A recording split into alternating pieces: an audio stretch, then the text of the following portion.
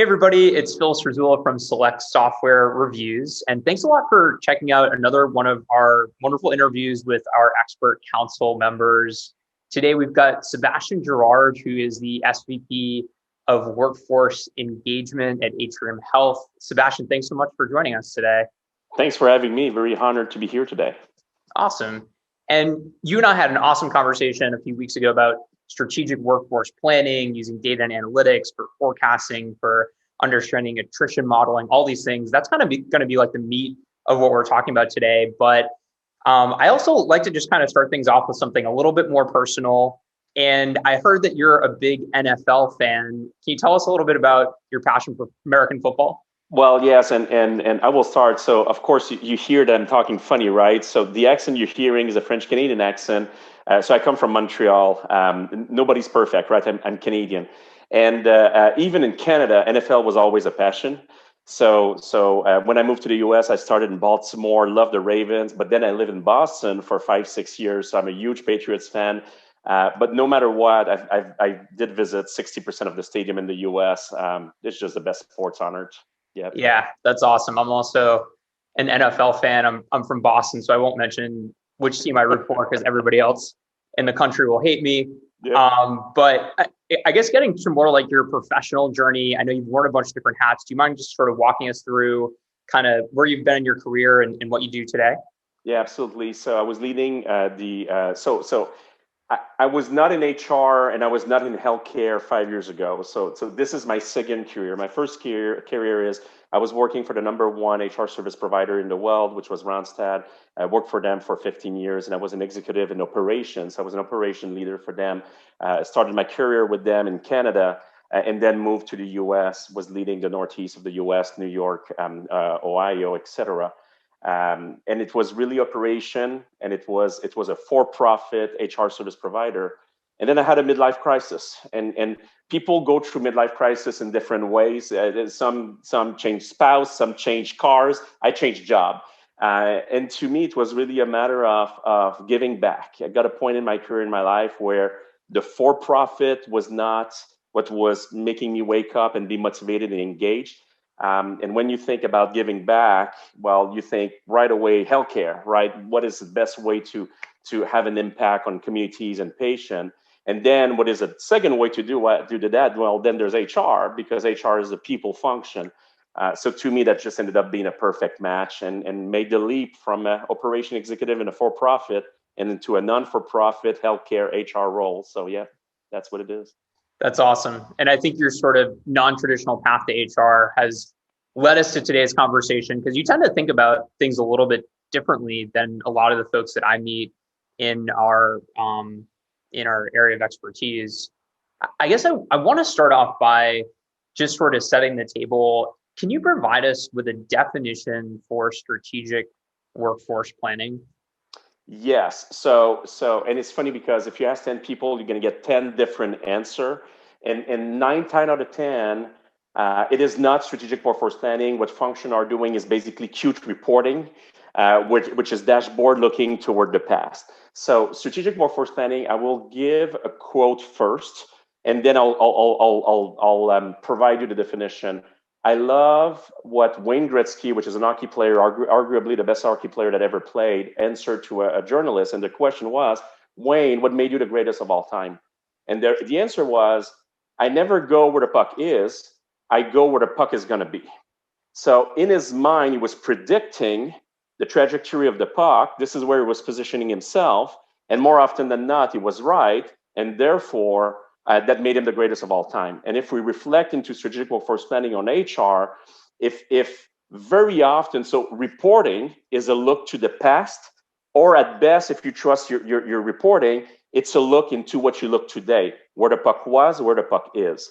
Strategic workforce planning, there's that component because you need to know where the puck was or where the puck is, but strategic workforce planning is predicting in one bucket, in a very short term, how you're going to look like, and then in the second bucket in the long term. So short term would be a 6 to 18 months window, and then a long term would be a 3-5 years window. And that's the component of where the puck is going to be. And if you compare to other departments versus HR or even other industry, there's departments that are amazing at that. Marketing. For example, like everything that's consumer based or industry like manufacturing or tech, right? This is all about predicting the need, predicting the volumes, and making it happen. HR is lagging tremendously in that field. So that's what we strategic workforce planning. A look to the past, reporting, short-term forecast, which is 6 to 18 months, and long-term forecast, which is 3 to 5 years. That's awesome. I love the Wayne Gretzky quote, and I think it's a very good analogy to our topic of conversation today.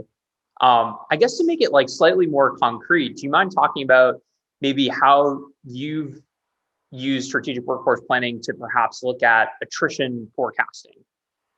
Yes, absolutely. So a couple example that has been very successful for us. First of all, we're doing predictive turnover. So we're able to accurately, to a 95% confidence, predict when and where the turnover, and not in a period of crisis. So let's go outside of COVID, right? In more normal time. We know the when, the where, the turnover will likely be happening just by doing a regression model, right? So there's and if you know, so once you know the when and the where, if you know that filling, for example, a nurse, it takes 3 months.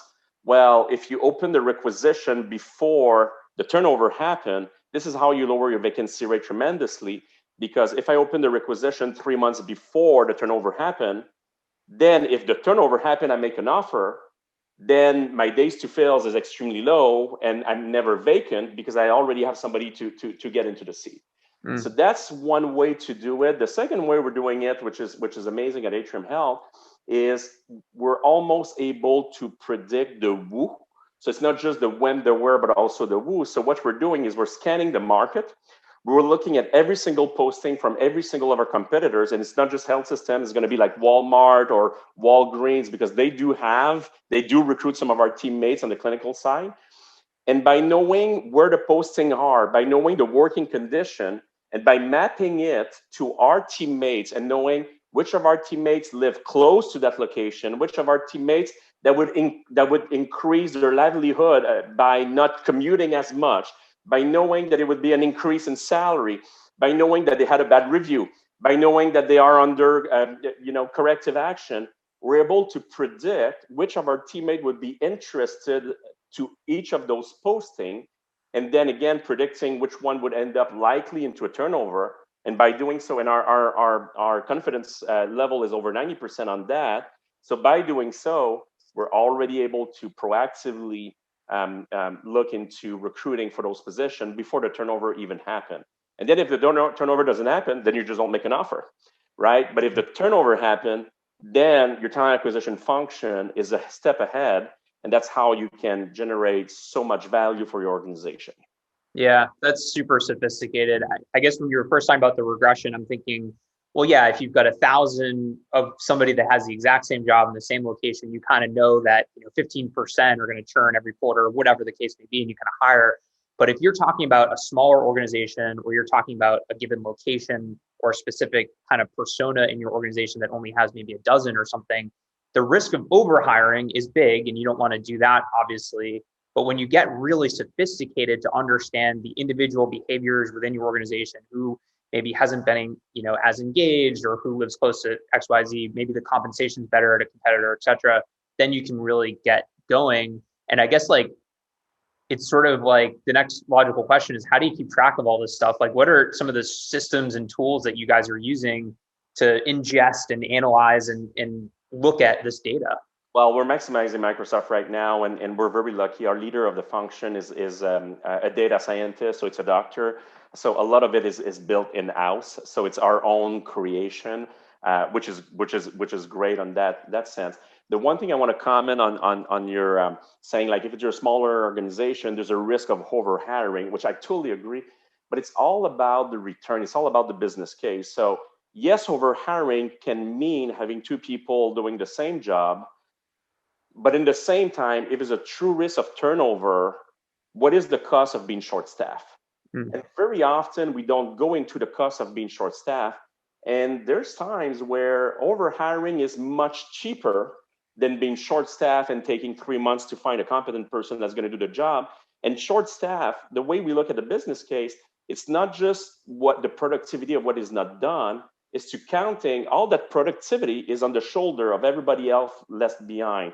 So they are working way more because they are short staffed. So their tiredness level go up. If they're getting tired up, their chance of turnover go up, right? So it's all a reinforcing loop. So I would always recommend to do a business case and a full cost and benefit analysis. It's maybe worth it to overhire if there's a true feeling that turnover is an option, right? So yeah.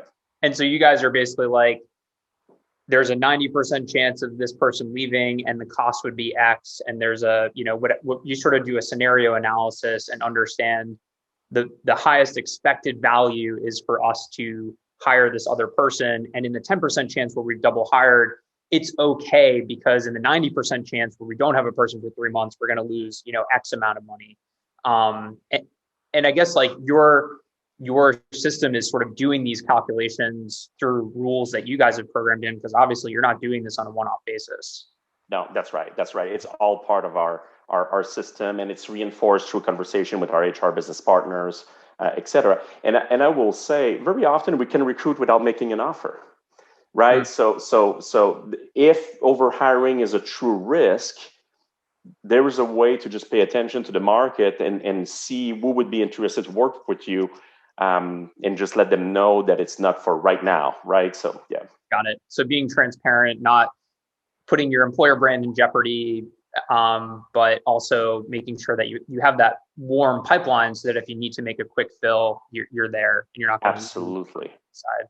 Yep. I guess for somebody who's listening to this interview and is sort of at this point like, wow, that sounds amazing, but our HR department is focused on like payroll and benefits. We're sort of like 1.0 over here and you're like 10.0. Like, do you have any advice and maybe even a personal journey for people who are thinking, how do we become more analytical as a people function? Like, where do I start? Any kind of tactical things that we should be doing, internal stakeholders we should be engaging, et cetera?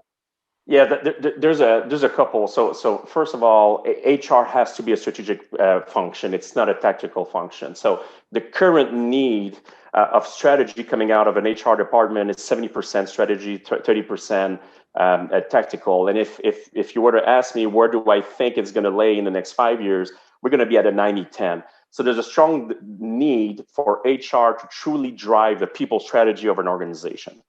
So the second we say that, so I'm going to lay that as the foundation. So in terms of stakeholders, it's just to get on board all your executive that can have a decision or an input into the HR. And very often it's just to ask them the question, what do they truly need from HR and what do they truly get? And the second you ask what they need and what they get, you're going to see the gap, right? So what they need is not data entry people. What they need is strong talent acquisition strategy, strong total reward strategy, strong incentive. And this is all strategic, right? So very often you can identify the gaps. So there's a 5-step model that I always use, and I'm just going to lay them and maybe touch very quick on each of them. But first, I would assess the structure of your HR department. We are not in a world of jack of all trade, master of none anymore. HR is a best example of that. We need masters. If you want to be the best at something, you need an expert at something. And I would never ask a brain surgeon to do a heart surgery. I would never ask somebody that is amazing in investigation to be in charge, let's say, of employee experience, because it is not the same profile of person. And that's the first mistake that HR departments do, is to not be segmented, maximizing expertise and hiring to that expertise. Number two is assessing what you are measuring. So making sure that what you're measuring your team on will drive the results that you are expecting. Best example I can give in talent acquisition is days to fills. I hate that metric because the only thing it measures is speed. So the incentive is to go fast, no matter if the quality is there. But that needs to be true for every single HR department. So again, how to switch it to strategy. Then looking into technology and tool, profile of people hired. So HR is evolving into a business department with a people specialty. So bringing people, and it's all about balance, right? So I would not say only hire people outside of HR, outside of your industry, but you need some of them, at least 50-50. So if you look at Atrium Health, almost 1 out of 2 doesn't come from HR, or doesn't even come from healthcare, because the best way to tap into knowledge that's going to make your department better is to bring them from outside of what you already know. So different profile. And lastly is the strategic workforce planning, bring a function that's going to make that whole assembled into a proactive, where the puck is going to be mindset, right? And that function sitting at the table with each of your executive meetings, so that there's always a focus of, but what's coming our way? And what can we predict and act right away so that we're not behind the 8 ball? Yep. Yeah, I love that. I guess my only pushback is, what if I'm an HR team of, 1 to 3 people or 5 people, and I'm at a smaller organization and I'm thinking, yeah, a lot of this sounds really good, but it's impossible for us to hire a data scientist, to hire a, whatever. Is there sort of a version of that is for smaller HR departments? Yes. So a couple things. So I still think if you're a team of 1 or 2, you need to assess where you're spending your day, and making sure that HR is at the table, no matter how big is the conversation, because you're the people strategy. So if the work you're doing is tactical and not strategy, you're already missing the mark just there. So there's a need of a business case. There's a need to have conversation with maybe the CEO to define that. And then how do you do the tactical piece? So this is where technology come into play, right? So it's not always about having more people. It's maybe having the right tool that's going to do it for you, freeing you the time to do what's going to be right. And the business case need to be on the value you had. So I'll give an example, because it's funny, I'm mentoring somebody that is a team of 1 in HR in a company of 150 teammates. And exactly that, her job is extremely tactical, but her value would be to stop the turnover. So how can you stop the turnover if you're spending your time on an administrative task? And what brings the most to the organization? What brings the most to the organization is not to lose great talent, because this is where the revenue and the added value is. So she's building that business case to say, this is where I need to spend my time. Let's get the tools that are going to make me be able to do this. Now, for strategic workforce planning, there's a 2-3 day certification that exists in strategic workforce planning with HR organization. It's a quick class. Then there's a test. It's a fast certification. It's a mindset. So if you cannot go with a data scientist, just the mindset of, what are the upcoming trends? Which one do we want to pay attention to? And what are the action we need to take today to address those trends? I will give you 2 examples of that.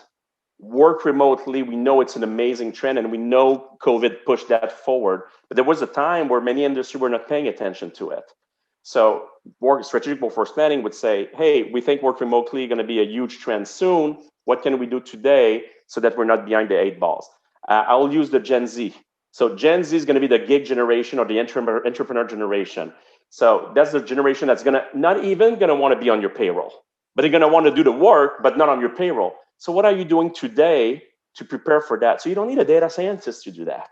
You just need the mindset and your stakeholders to listen to that.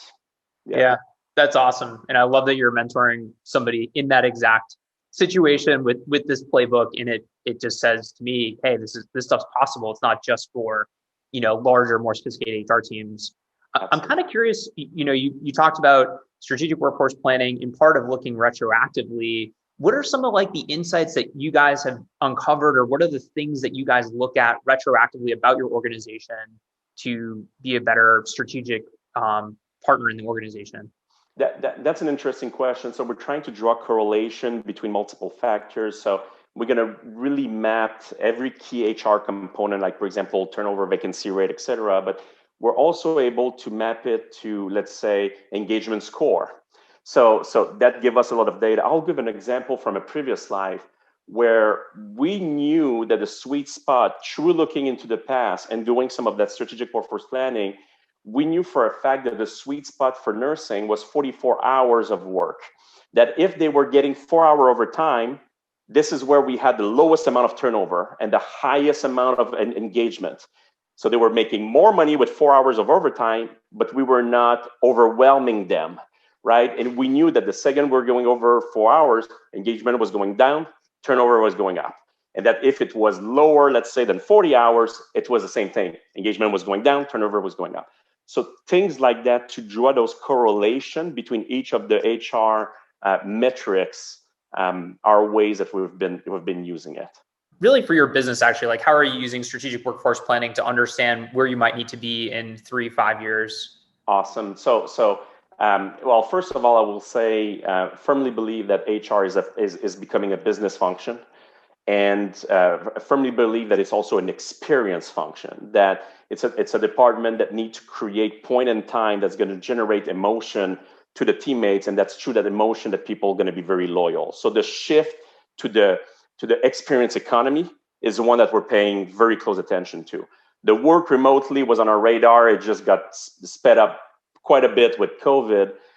The gig economy is one that we're paying very close attention on. How is that going to morph the workforce so that we can still have access to talent, but not on our payroll? That's another one. In terms of technology, we know that the technology to get the passive job seekers from 80% to 100% already exists. So before social media, the amount of passive job seeker was 35%.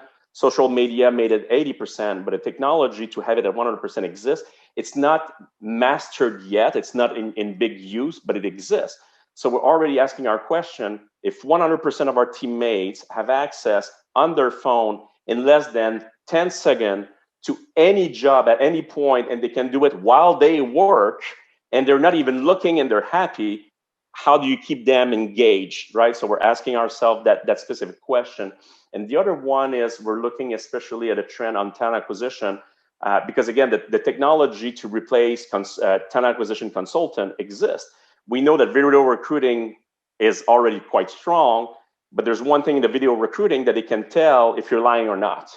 Now, again, it's not being picked yet, but if video recruiting is more accurate than a human, then how do you morph your talent acquisition function to adapt to that reality, and how can they still bring value to your organization?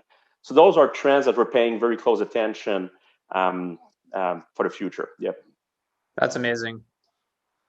To wrap things up, do you have any resources that you recommend people who are interested in learning more about strategic workforce management or planning? You mentioned the certification course, the 3-day certification course. Like, where should people go to learn more about this stuff? And then maybe where can people connect with you online? Absolutely. So I would say a couple of things, right? So the certification is one way to do it. I think multiple forum. I personally love some of the business case coming out from some of the known school like HBR, MIT, et cetera. I think that concept and the future looking come from some of those schools. So I think you can absolutely get it there. I also feel that the majority is networking.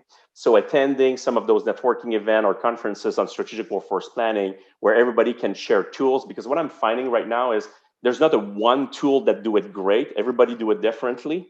But if everybody was together, that would be a perfect tool. So very often it's a matter of sharing.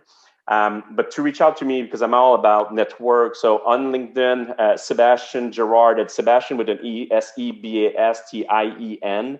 But also on email, sebastian.girard@atriumhealth.org. Always happy to share. So please connect. It's gonna be a pleasure. Yeah. Awesome.